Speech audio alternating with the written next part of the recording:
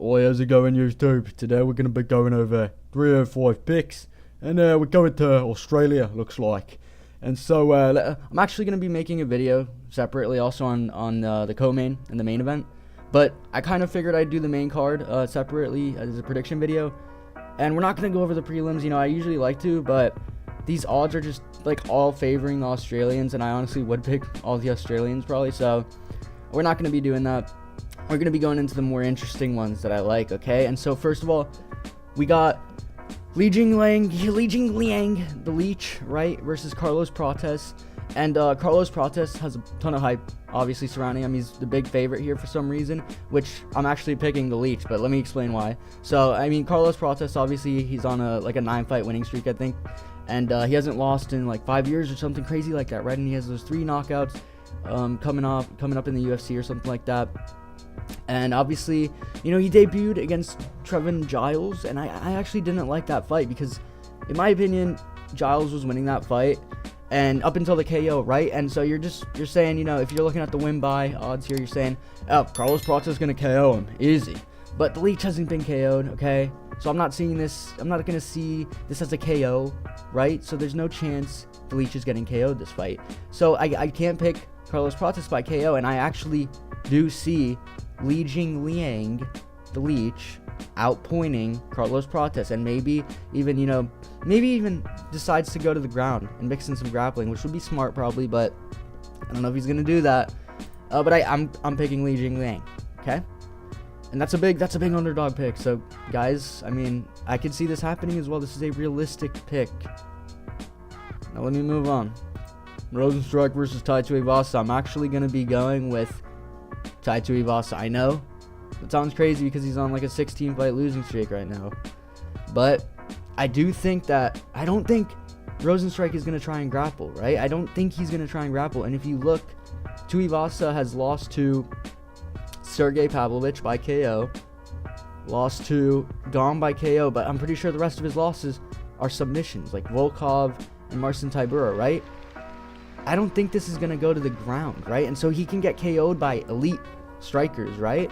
But I don't think Rozenstruik is necessarily an elite striker. I think he's right below that. So I think this is more of a 50-50 on the feet. And I personally, with the aura that he's going to have in Australia, I think Tuivasa is going to get a big comeback win. So I'm picking him to win by KO, man. It's going to be sad because I actually do like Rozenstruik.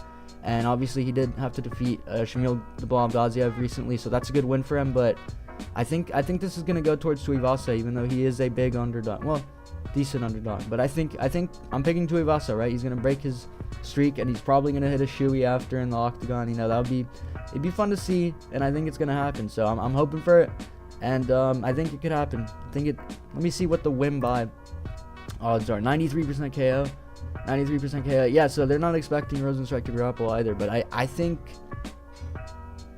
yeah, unless it hits the ground, but it's not gonna hit the ground. It's gonna be on the feet, and I'm picking Tuivasa to win on the feet, even though he's he just lands a lucky shot, but that lucky shot could put Rozenstruik out. So next up, Dan Hooker versus Gamrot.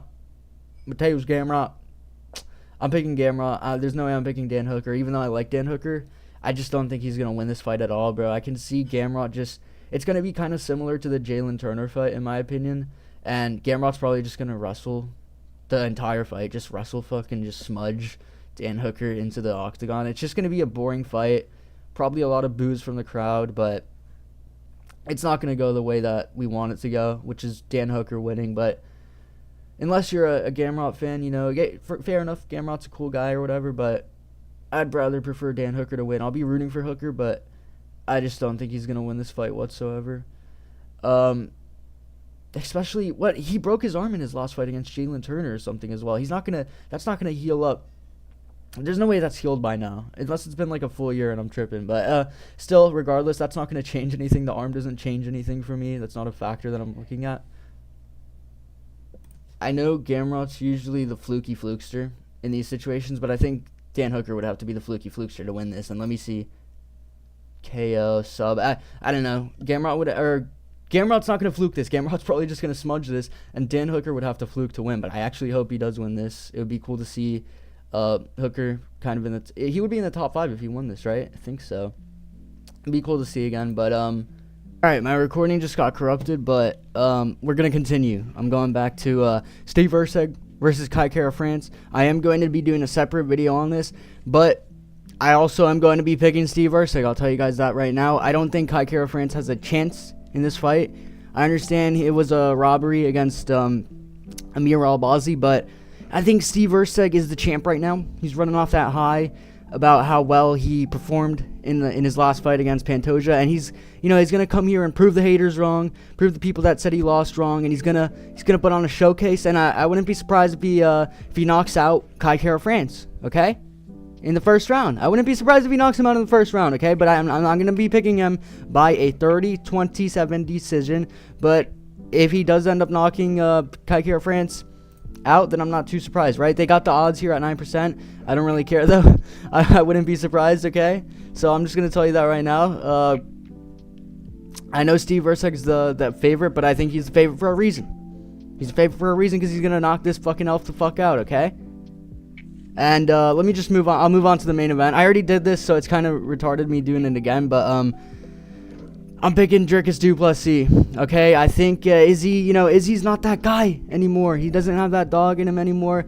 He's just going to be... I'm going to be doing a separate analytical breakdown on this, what I think is going to exactly happen, but I'll just keep it... I'll get straight to the point. I'm picking Dricus by third round TKO, okay? I'm going to get him in my other video. I'll get into more detail about why I think so, but I just think Izzy is going to have a little bit of rust, right? He used to be that active guy who liked to step in there, every couple months. Now he's taking this year break, and he's coming back in the octagon, and he expects, he's got that chip on his shoulder, right? So that could benefit him, but I'm not fence sitting, guys. I'm not one of those fence sitters who's going to tell you, I can see Izzy winning this, mate. I mean, I could see Izzy winning this.